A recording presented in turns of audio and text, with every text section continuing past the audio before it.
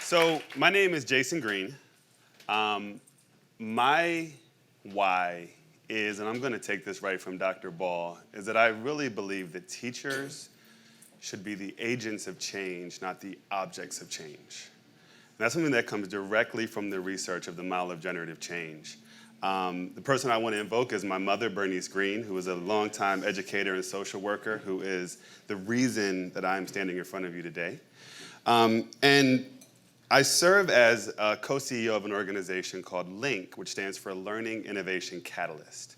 I've had the incredible good fortune to spend the last 8 years actually working directly with Dr. Ball and her research at Stanford to really understand the model of generative change and how to bring it into operation and scale. The first time I sat down with her and she went through what she just went through with you all, you guys got the brief version. I unfortunately got the extended version. But the first time I sat down with her, I said, every single teacher, especially teachers that are dealing with Black students, needs to experience this. They need to go through that kind of reflection, that kind of awareness, that kind of generativity to actually be prepared to deal with our students. So that was 8 years ago when we began this journey together.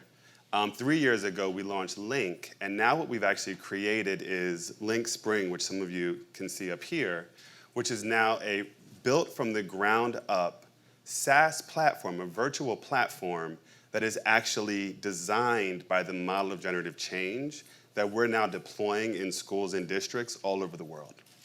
So Dr. Ball's research is now in a position where we're operationalizing it and have scaled it to a place where every single teacher that needs this can actually get it. That's the work that we're doing. However, what we're going to do today for these next couple of minutes is a little bit different than that. So you guys all have in front of you, at the middle of your tables, a piece of paper. I'm going to ask you to grab one piece of paper that you can write on.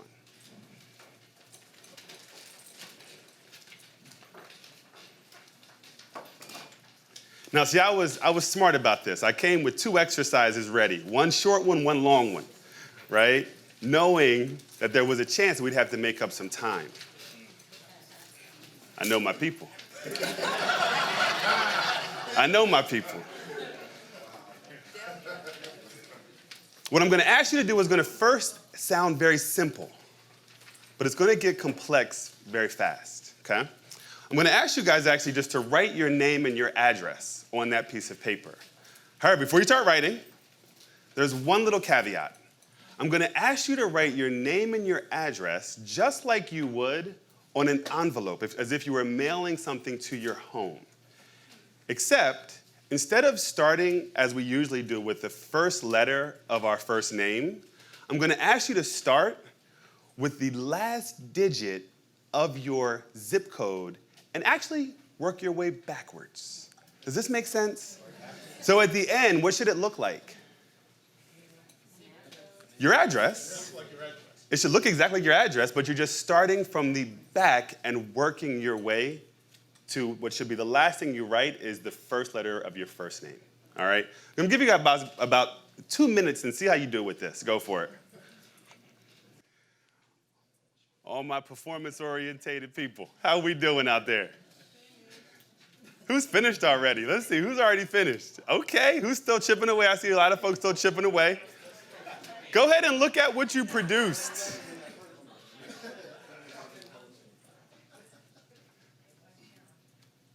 Give you guys about 30 more seconds, still see some folks writing. Who actually forgot their address for a second?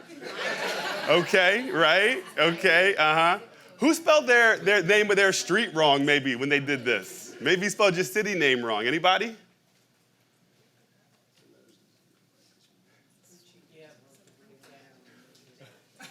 Who was peeking over at their neighbor to see how they were doing? Anybody? That's right. That's right. Who felt some discomfort while you were doing this? Look around this room. Who felt some discomfort? while you were doing this? Anybody? Look around the room, guys. All right. Now we can actually have a real conversation about this, right? Who actually, when you look at what you created, look at what you just produced. As you look at it, who looks like maybe you wrote it when you were 6 years old or 7 years old, right? Why in the heck would I do this exercise right now? So part of what we've been finding as we're now working with thousands of teachers around the country and now in Latin America as well, is that one of the single greatest things that our teachers deal with when it comes to conversations like equity, when it comes to actual innovation, is actually dealing with their discomfort to even try something or do something new or different. So if we don't deal with a real conversation around discomfort, and even have an exercise like this that allows them to struggle with it, then we're actually stepping over something really, really important. So now, I'm actually gonna do something else. So now that we've gotten through that first piece, now just write your name and address the way you always have done it. All right, go for it. You can write it anywhere on the paper, on the back, doesn't matter. Just go ahead and write it just how you always have done it.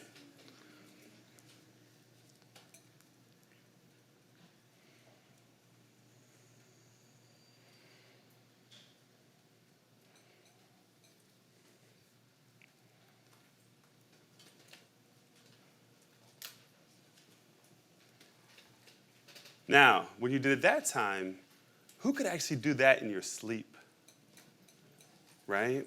We all can, right? So what we're also finding is what happens a lot of times when teachers are actually engaging in new practices and new strategies, whether it looks like giving up more control of learning to students, whether it looks like trying a station rotation, whether it looks like creating a classroom where students actually have voice.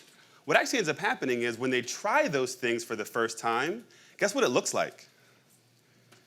That first thing that y'all wrote. It's messy and uncomfortable, right? And so for most teachers, what do they end up doing when it doesn't work and it's uncomfortable? What do? They go back. Nah, she said, you don't even want to see it.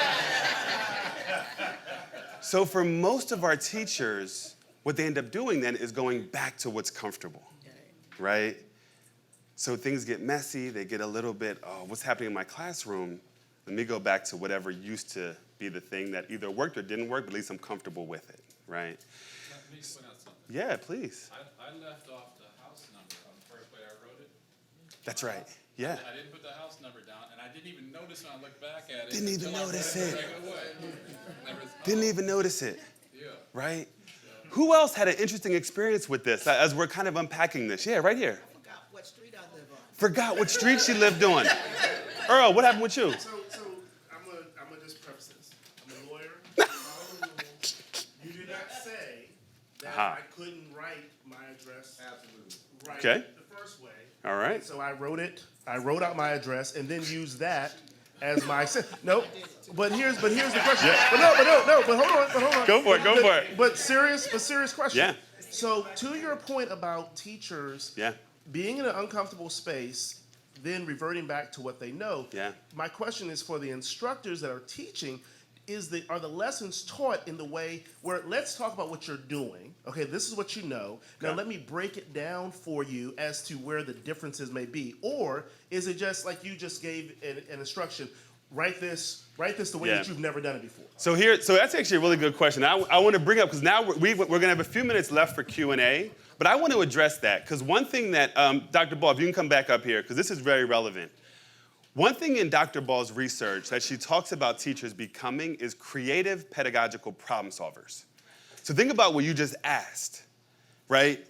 Are the lessons written in a way that the teachers are, but that's actually not what is being produced if a teacher is a generative practitioner, right? Because now what you have is a teacher that's able to adjust their practice based on what a student actually needs. That's a different kind of approach. Does that make sense?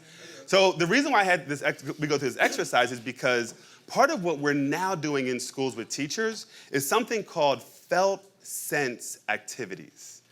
So when you guys actually were writing your address backwards and you got uncomfortable, there was an anxiety that you felt, your heart rate actually jumped a little bit. Part of what actually learning requires is that we feel it physically, emotionally, and also intellectually.